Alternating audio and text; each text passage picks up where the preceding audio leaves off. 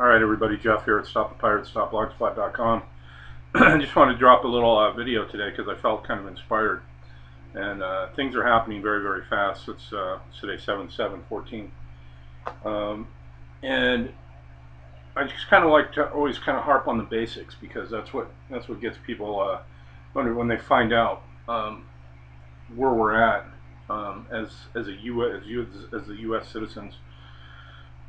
And sometimes it's difficult to look at the reality of it, to really just open the whole box and just look at the whole thing, because it's frightening, it's scary, and sometimes people, they can't believe it or they won't believe it, just because the mind control that we've gone through, it is trauma-based mind control through our home life, has got us thinking that things are a certain way, but actually things are different. So when the what we call the United States, the country, has basically been bankrupt from the beginning. They had to borrow money for the Revolutionary War, the Civil War, all of it. And who do they borrow the money from? They borrow from European central bankers. Shit, excuse me. They borrow the money from European central bankers. They're the lenders of last resort. They're really high interest rates. You got to put up a lot of collateral, and so that's how that works. And when you take out a loan as a corporation from one of these central bankers, it's a 70-year note, and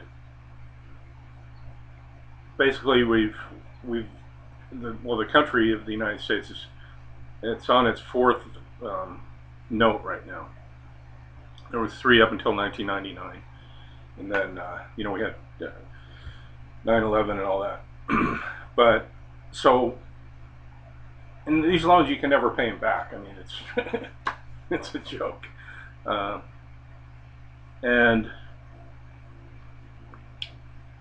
so what I want to get to is the understanding of, first they put up the states as collateral, they put up all the land, they put up the bankruptcy, the 1913 one, when they came in with the IRS, the IMF, or excuse me, the Federal Reserve banks, the Federal Reserve Banking Act. They needed a new form of collateral. So what they did is they put up all the U.S. citizens. So then they had to issue on my birth certificate right here, but they issued birth certificates. It's basically like a title to a car. It's a title to your body, and what they do is they take that and they issue a bond on it. So you figure you're going to make about $600,000 to $1 million over your lifetime, averaged out for everybody. And then they take your birth certificate and they issue a bond on that, and then that bond is traded on the international stock market. Now, whoever buys that bond, and it is bought and sold by people, it's stock. That's why they call it the stock market. We're the stock. You understand?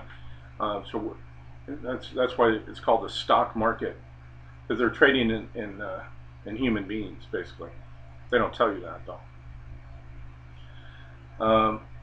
And the bond that's traded out there, it matures when you die, and then whoever's holding it gets paid off. So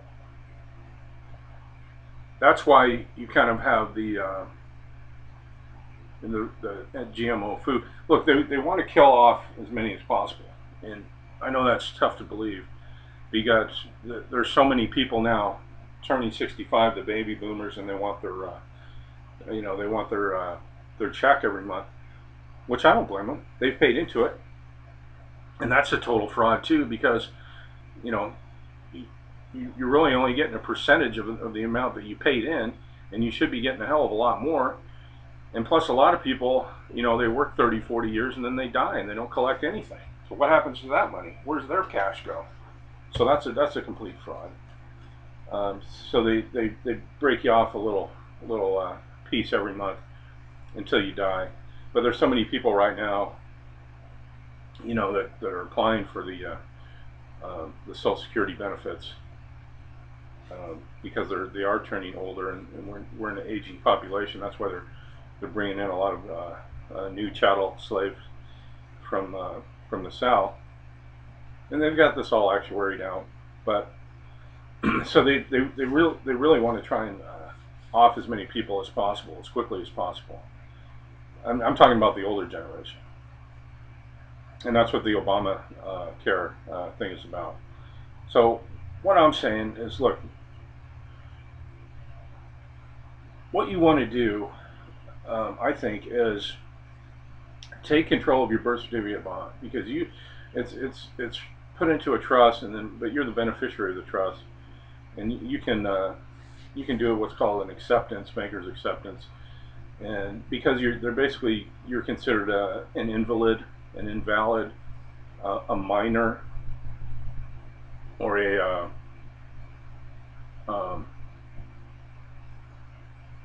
what do you call it when kids don't have any parents? Sorry, I just but so they control your trust for you, because you're considered too stupid to do it for yourself.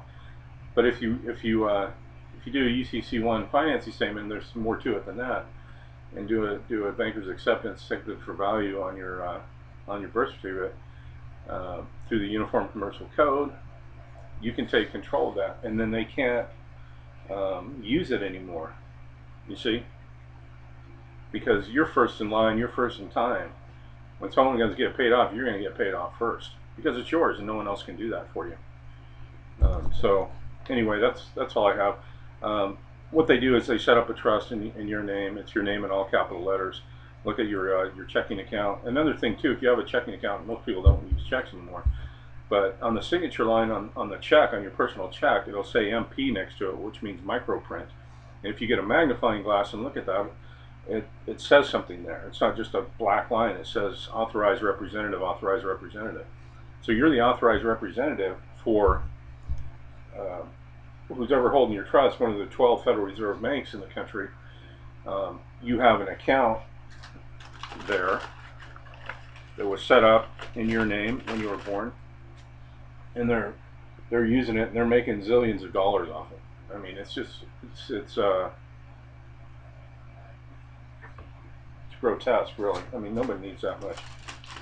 Here's my slave card.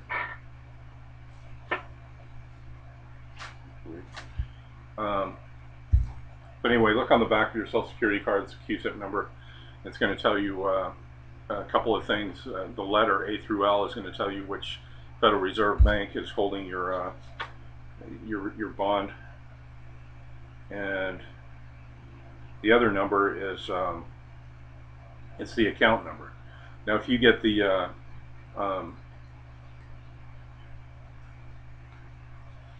account number, you can do some things with that called accepted for value, and other remedies out there that are working if you do them properly. And another thing I want to talk about is this. See this pyramid on the back of the dollar bill? It says Anno Inqueptus Novus Ordo Seclorum, and they put that on in around 1913, which is when that Federal Reserve System came in, and that's telling you our venture is a success.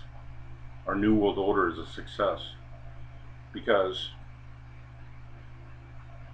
it basically was. That was the death knell. So now, through inflation and deflation and wars, there's always war. I don't know, but anyway, I get into all that. You could go on for days.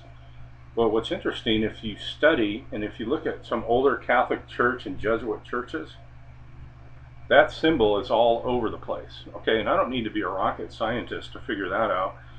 Who these people are. It goes back probably to the Vatican, and a percentage of your income tax goes to the Vatican and the Crown, Queen of England. And why is that? Well, they paid for the ships and everything to come over here and set up shop. So under the rules of conquest, they get to keep a portion of it. And if you read the Treaty of Peace, it'll tell you in there exactly that all the loans and everything and a portion of the gold and everything that they take out of this land goes to them. But anyway, look into your straw man. Find out how stuff really works. Like if you go to a bank and try and take out a loan, they're not actually going in and they approve you for a loan.